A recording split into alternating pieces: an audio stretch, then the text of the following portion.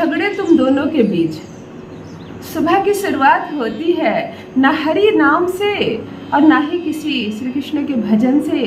तुम्हारे घर में तो सुबह होती है झगड़ों से, झंझटों से, गालियों से, अपशब्दों से, एक दूसरे को अपमानित करने वाले ढेर सारे शब्दों से।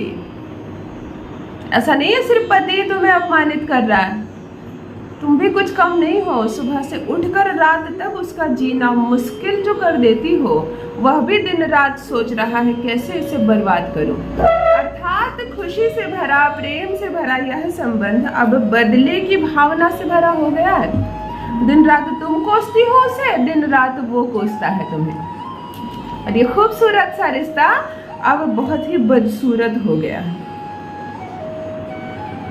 जब झगड़े बढ़ने लगे, और बढ़ने क्या लगे, बेइंतहा बढ़ने लगे, ना शब्दों पर कंट्रोल तुम्हारा और ना शब्दों पर कंट्रोल उसका, ये एक अवस्था है। दूसरी अवस्था, पत्नी कुछ नहीं कहती। बहुत सारी मैंने प्रॉब्लम देख ली है, जोड़े में देख ली है। खुद पति भी आकर यह कहता है मेरे सामने कि मेरी पत्नी कुछ नहीं कहती, परंतु मेरे मन में क्या दुश्मनी है उसके प्रति कि मैं सुबह से उठकर ही उसको मुश्किल कर देता हूँ जीना।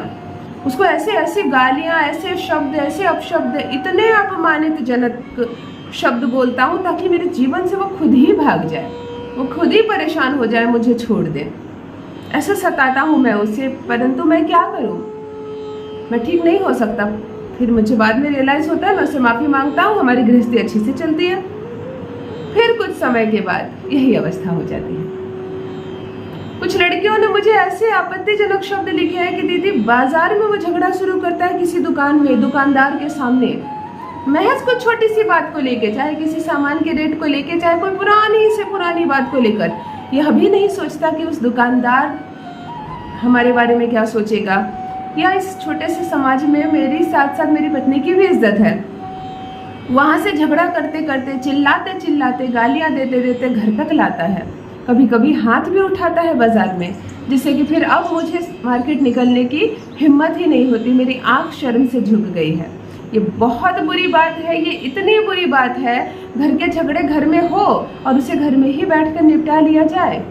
ये जो संसार में जब हंसाई करते हैं पति अपने पत्नियों की, ये भूल जाते हैं कि पत्नी उनके सर का ताज है, उनका सम्मान है। उसे अपमानित करके वो अन्य किसी का नहीं, खुद अपना ही अपमान कर रहा है। परंतु उस मूर्ख को कौन समझाए। खैर, पति थोड़ा संयम बरते हैं, क्रोध में आते हैं, बहुत सारे शब्द आप बोल जाते हैं, परंतु फिर भी संयम रखें। जिसे आप बोल रहे हैं वह कोई अजनबी नहीं, वह आपकी धर्म पत्नी है।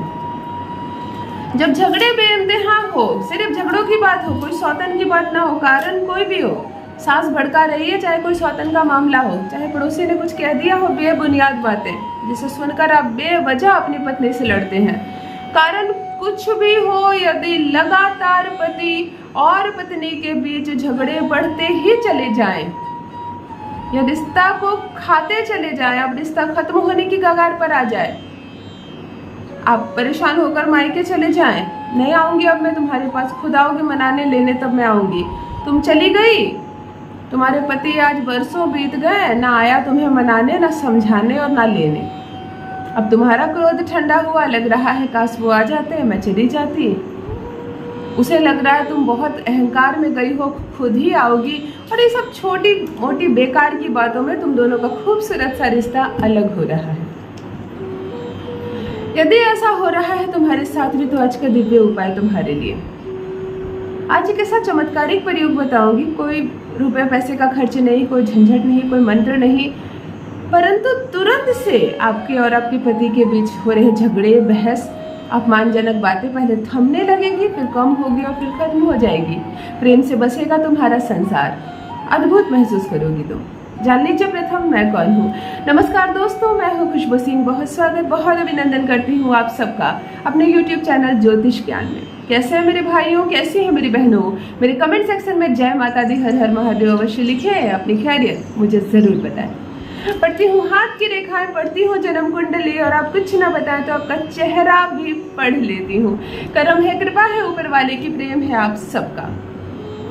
जुड़िए ज्योतिष ज्ञान चैनल से। जो भी नए भाई बहन चैनल पर पहली बार आए हो, मुझे पहली बार मिल रहे हो, मेरे वीडियोस को पहली बार देख रहे हो, वो चैनल को सब्सक्राइब अवश्य कर लें, ताकि जो प्रयास कर रही हूँ आपके लिए, आपके जीवन को संवारने सुधारने के लिए, वह पहुंचे सीधे आप तक। झगड़े मामूली चीज नहीं होती। वैसे तो दुनिया का कोई पति पत्नी नहीं जो आपस में बहस ना करे, झगड़े ना करे, परंतु वह कुछ क्षणों के लिए ही होना चाहिए।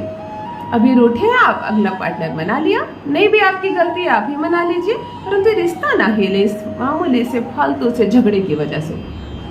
आज बात कर रही हूँ जब बहस बढ़ती चले जाए, झगड़े बहुत बढ़ते चले जाएं और रिश्ता टूटने की कगार पर आ जाए, बात तलाक की नौबत पर आ जाए, सिर्फ इस तू मैं की वजह से, तो हम नहीं जानते कि कौन सा ग्रह सदा रहा है, कुंडली में कौन से ग्रह के साथ बैठ गया है राहु, गुरु के साथ कि शुक्र के साथ, या बिगाड़ रही है सारी बातें मंगल आपकी। चलिए करते हैं एक छोटा सा दिव्य प्रयोग, सब कुछ सुधर जाएगा, सब कुछ सवर जाएगा।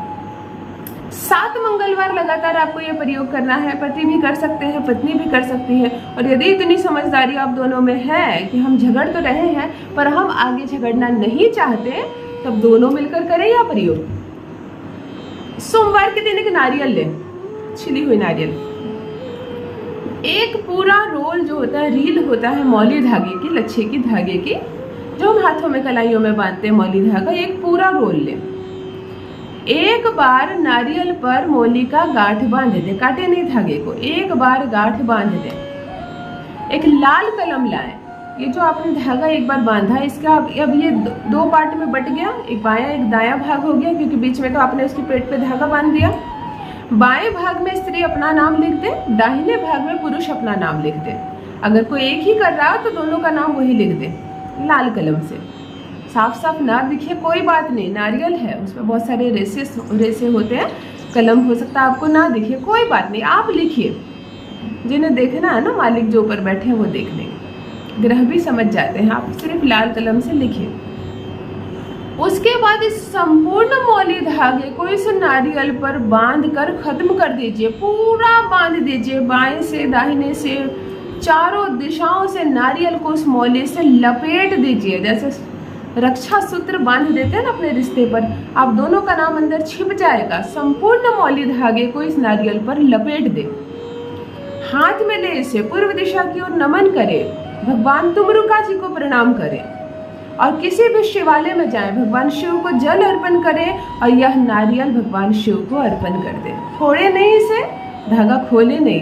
दोनों जाते हैं पति पत्नी तो दोनों जाइए, अकेले जाते हैं तो अकेले जाइए। भगवान तुमरुका जी को प्रणाम करके, नमन करके भगवान शिवलिंग के चरणों में, भगवान शिव के चरणों में अर्पण कर दें। चले आए वापस घर और रिश्ते को सुधारने के लिए पहल करें। कितना भी अहंकार आप में हो, झगड़ा हो, चाहे आपकी गलती ना हो, परंतु यह प्रयोग करने के आने के बाद रिश्तों को सुधारने की पहल करें। फिर अगले सोमवार करें। यदि 7 सोमवार लगातार आप यह प्रयोग कर देते हैं, 100% झगड़े खत्म हो जाएंगे, 100% शांति हो जाएगी, ये रिश्ता बच जाएगा टूटने से। और क्या कहूँगी, कितना प्रेम बढ़ेगा आप दोनों में। तो क्या अनुभव किया आपने इस प्रयोग को करने के बाद, कैसे बदलाव आया आपके जीवन में, मेरे साथ भी अवश्य साझा करें। बस मित्रों, आज के लिए इतना ही। रखिए अपना ख्याल, रखिए अपनों का ख्याल। बहुत बहुत धन्यवाद।